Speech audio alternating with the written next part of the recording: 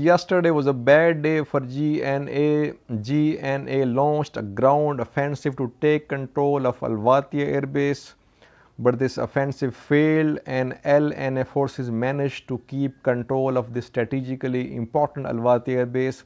Casualties on both sides, but the number of casualties on GNA side is greater than on LNA side.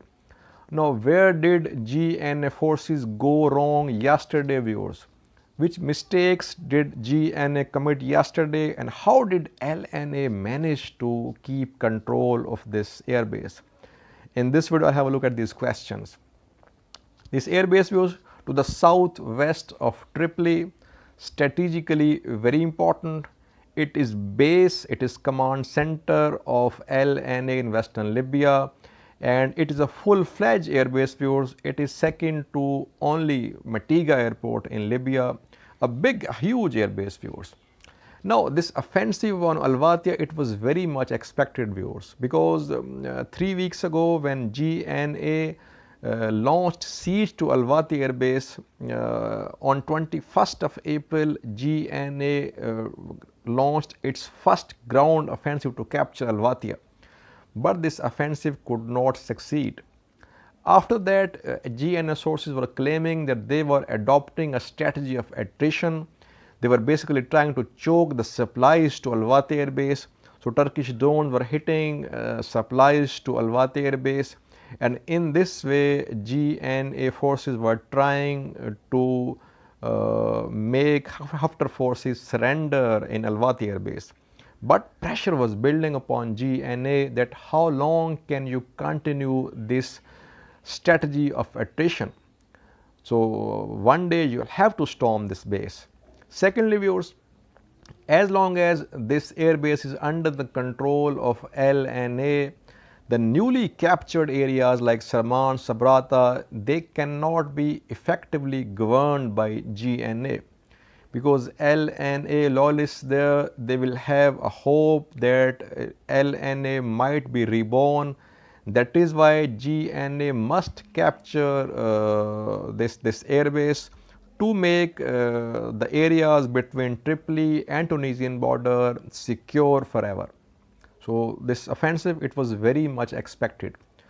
Now, viewers, yesterday's offensive, it was a very forceful offensive.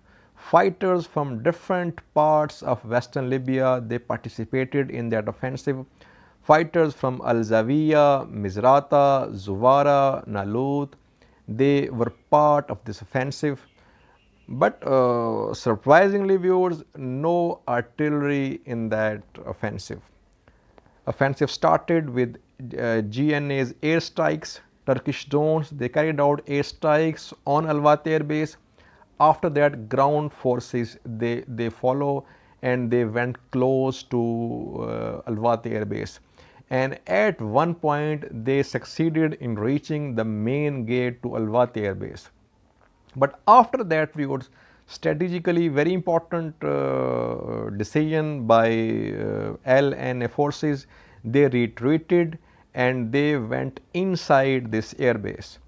Now, GNA forces were left out around Al Watiya in the open, and LNA forces were inside the airbase. And there was so little distance between them that the use of drones, it became impossible for GNA. Though Turkish drones, they do have some accuracy, but still the distance between GNA and LNA forces, it was reduced so much that drones, the use of drones became impossible. So viewers, then LNA forces from inside the airbase, they started shooting at GNA forces, sniper shooters. I don't know if there was any artillery inside the Al Watiya airbase, but I doubt, I think that there was artillery, and it was mainly the strikes of this artillery firing which led to so many casualties on GNA side.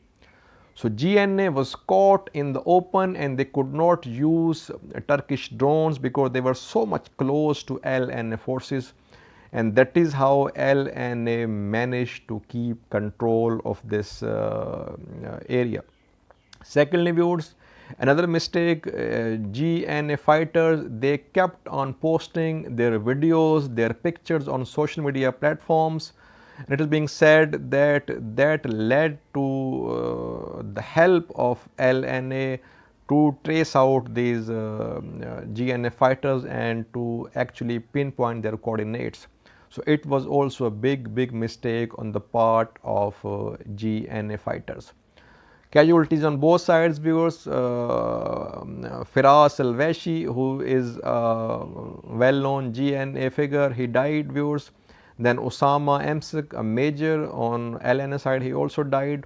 But the number of casualties on GNA side is much greater than on LNA side.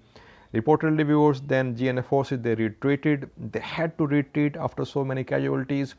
Now, what will be the next step of GNA?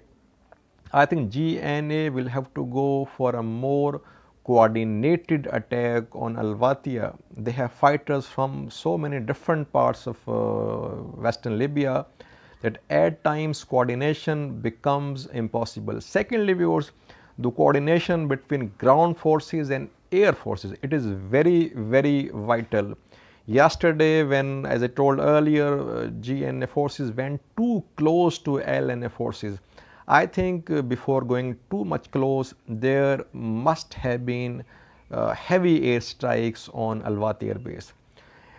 Another development, viewers, a GNA spokesperson yesterday said that UAE fighter jets, they flew from Al Jufra Air Base and they targeted the GNA fighters who were the part of this ground offensive of Al Watiya. So it is an indication that in the coming days, GNA, especially Turkey, it might think of launching its air force in Al Watiya or in other parts of Western Libya, because now GNA, backed by Turkey, it is openly saying that yesterday UAE was part of this attack on GNA fighters who were doing this ground offensive on Al Watiya. So in the coming days, viewers, will see what happens, but this is a good news for LNA. GNA has definitely suffered a setback. How will they recover? That we see in the coming days. Thanks for watching.